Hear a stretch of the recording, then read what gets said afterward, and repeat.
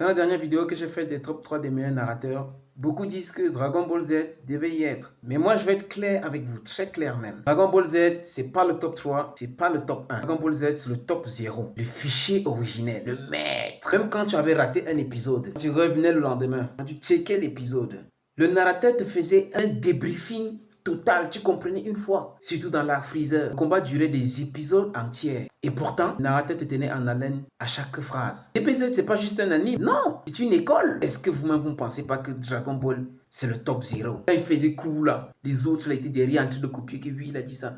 C'est pour ça que j'ai mis un texte en top 1. Quand vous regardez l'arc Fumi Chimère, l'arc de la Brigade Fantôme, l'arc même Grid Island, vous comprenez une fois tout? Très très haut dans le ciel, dans la République du Kyoto de l'Ouest, non loin de Beijing, deux hommes sautaient d'un étrange oiseau. Plutôt fut la première à remarquer leur présence. Ah, venez pas. Moi je connais. Alors si tu penses que Dragon Ball Z doit être dans le top 3, c'est que tu n'as vraiment rien compris. Les combats duraient même des épisodes, mais tu étais toujours accro. Pourquoi? À cause de la voix off là qui t'envahit. Le narrateur voix off là. On le néglige beaucoup, mais il fait un travail de malade. Il suffit juste de regarder cette scène, c'est un classique. Freezer a décidé de détruire la planète Vegeta.